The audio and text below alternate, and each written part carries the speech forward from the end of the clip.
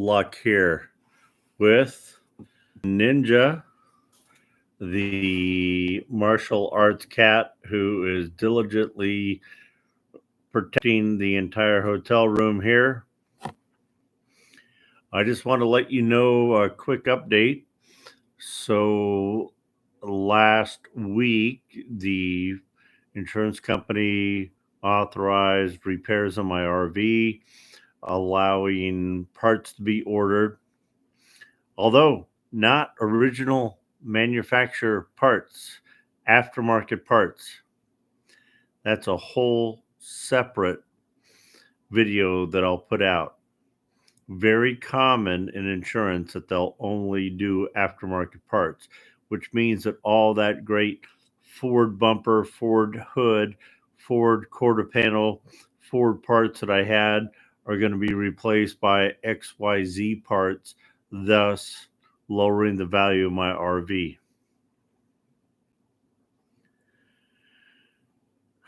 Again, I'll do a video on that later. Right now, Ninja and I are enjoying the luxury hotel room here at Extended Stay America, which has been great. The staff has been super accommodating and friendly, and it's about everything I could hope for in a hotel room.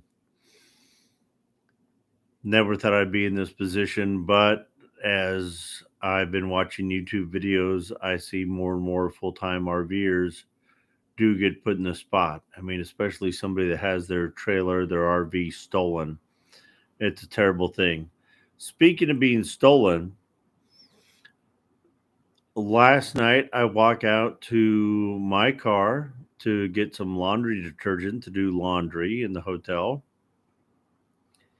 And I find my Coleman mini bike and my mountain bike stolen on my cargo trailer, where they were strapped down and had a cable bike lock, one piece wrapped around about as thick as my finger, onto the cargo trailer. They cut the straps. I'm guessing cut the cable and stole the mini bike and trailer. Now, the good news is I've got insurance through USAA on my car and as a renter's policy for my home base apartment. And that renter's policy covers stolen property of mine no matter where it's at. I'm all about keeping a deductible that is something reasonable that I could come up with in a moment's notice. And so that was $100. That means that after getting reimbursed, I have $100 deductible.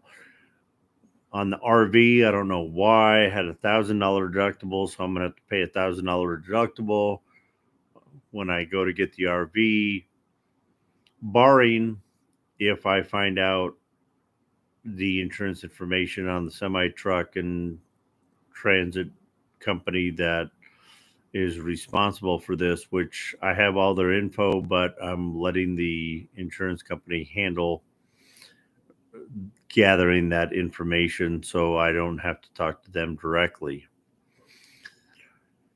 So here we are. And the thing about the insurance for the mini bike and the bicycle, I could say that makes USAA an awesome company to have your insurance through. And I've known this for years. I've been a member for 20 something years, being an Army veteran and being in law enforcement before this. And that's what allowed me to, through the federal agency that I was affiliated with, become a USAA member back in the 1990s. I have worked for USAA since 2018, January 8th of 2018 to be exact. I have been a staunch proponent of our claims department with USAA, and I can tell you that I'm living proof that they're fantastic. I gave them the dollar amount of the mini bike and the mountain bike.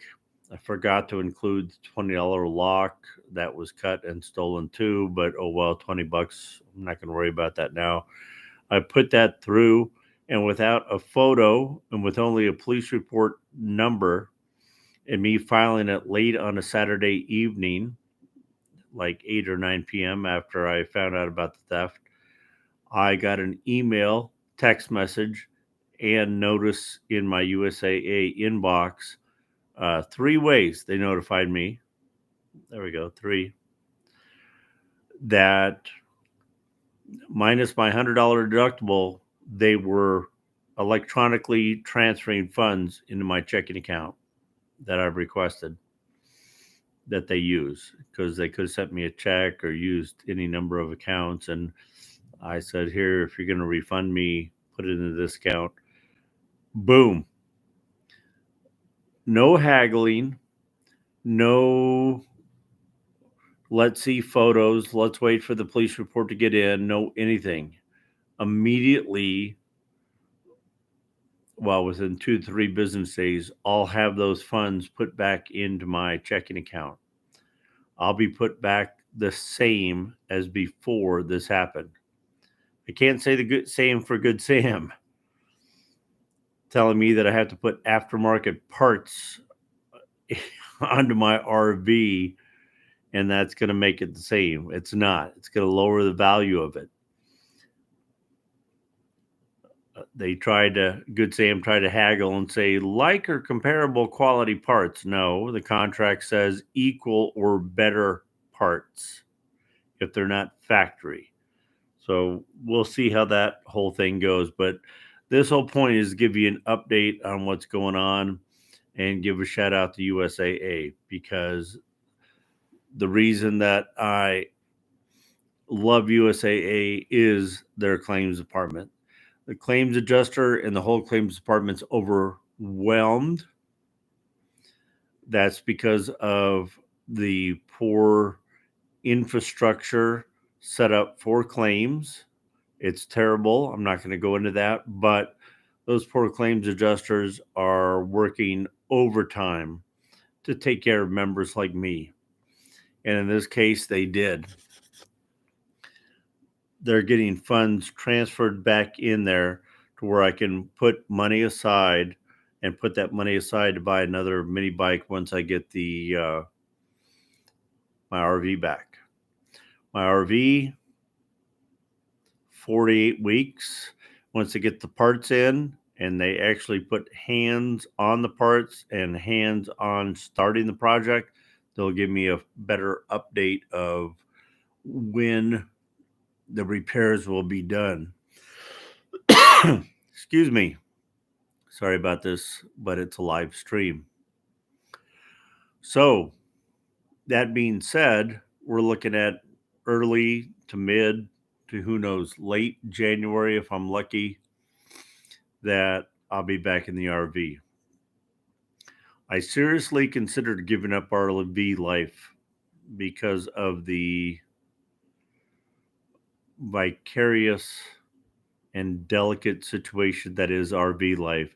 If your RV trailer, whatever you're living in full time or the majority of the time, is destroyed, you are now subject to trying to find another home for the weeks or month it takes to get that repaired.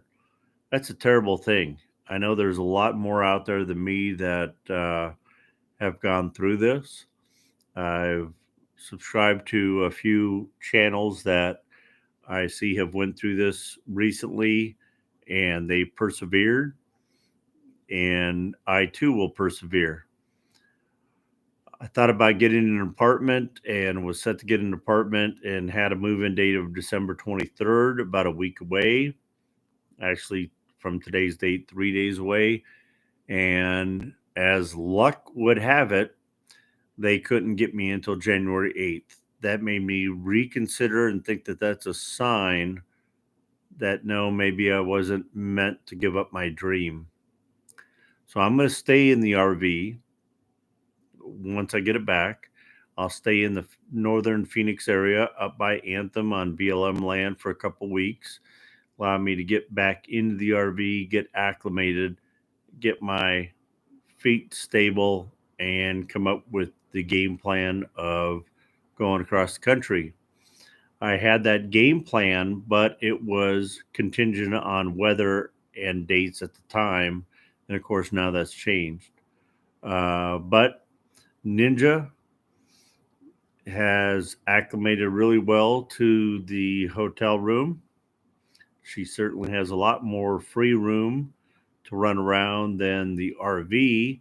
But unlike being in the RV in forest area and open area where I would let her out for hours to run and chase birds and butterflies that, by the way, she would never catch. Um, she's pretty much locked in here, and her view outside is the curtain behind me, looking into a parking lot at an occasional car going by because we're looking at a back lot where there's not a lot of traffic. Um, some of you may ask where I parked my car, and it was within eye shot of the front entrance of the hotel where a lot of people, including the staff and others, come out of the hotel to smoke within the front entrance, like within 20 feet. My car and the mini bike, mountain bike combo there on the back cargo trailer, exposed and visible to everybody, which I know. I know now, bring that stuff inside your hotel. But hindsight's 2020, and I can't go back in time. If I could have a lot, I would have a lot different status currently. So, that being said, it was in plain sight, pretty heavily trafficked area, even in the middle of the night. However, what happened is right next to me, blocking my view, was a gigantic commercial truck. Some asphalt company truck. Thing is about like a mini cement dumpster, and this thing backed in, blocked all view of my vehicle and the mini bike and the cargo trailer behind it, and thus allowed anybody to go back there and spend as much time as they wanted. Truth being said, they cut the straps, the tie down straps, and then had to take a probably big bolt cutter to cut the bicycle lock and load both the bikes onto their trailer. Again, shout out to USAA for their phenomenal claims department, which is why I say that if you are a military member, a veteran like myself, veteran like my dad, or siblings like my daughter, that you sign up for USAA, become a member. There's no fees. And then membership has its advantages of being able to be eligible for insurance and other products through them. My banking and is through them, and various things like them.